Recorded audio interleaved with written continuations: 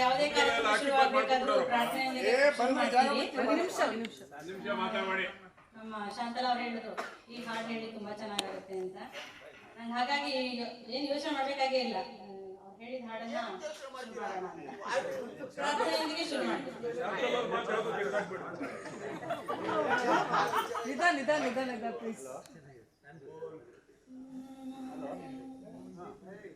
गणनायकाय गणदेवताय गणाध्यक्षाय धीमहि गुणशरीराय गुणमण्डिताय गुणेशानाय धीमहि गुणातीताय गुणाधीशाय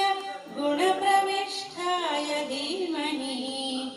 एकदन्ताय वक्रतुण्डाय गौरीतनयाय धीमहि गजेशानाय भालचन्द्राय श्रीगणेशाय धीमहि एकदन्ताय वक्रतुण्डाय गौरीतनयाय धीमहि गजेशानाय भालचन्द्राय श्रीगणेशाय धीमहि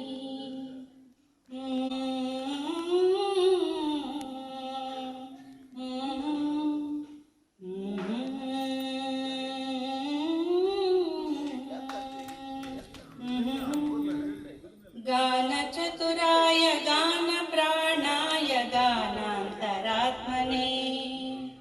गानोत्सुकाय गानमत्ताय गानोत्सुकमनसे गुरुपूजिताय गुरुदेवताय गुरुकुलस्थायिने गुरुविक्रमाय गुह्यप्रवराय गुरवे गुणगुरवे गुरुदैत्यगलच्छेत्रे गुरुधर्मसदाराध्याय गुरुपुत्रपरित्रात्रे गुरुपाखण्डखण्डकाय गीतसाराय गीततत्त्वाय गीतगोत्राय धीमहि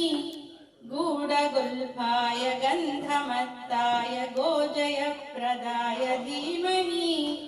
गुणातीताय गुणाधीशाय गुणप्रविष्ठाय धीमहि एकदन्ताय वक्रतुण्डाय गौरीतनयाय धीमहि गजेशानाय भालचन्द्राय श्रीगणेशाय धीमहि एकदन्ताय वक्रतुण्डाय गौरीतनयाय धीमहि गजेशानाय भालचन्द्राय श्रीगणेशाय धीमहि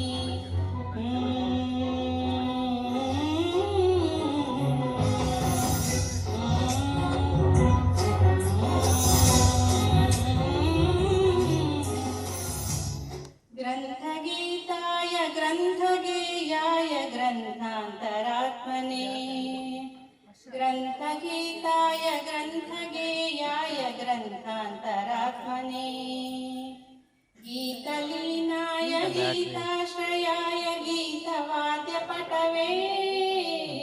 गेयचरिताय गायकवराय गन्धर्वप्रियकृते गायकाधीनविग्रहाय गङ्गाजलप्रणयवते गौरीस्तनन्दनाय गौरीहृदयनन्दनाय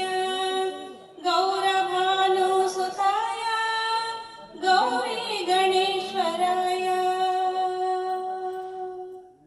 गौरीप्रणयाय गौरीप्रवणाय गौरभावाय धीमहि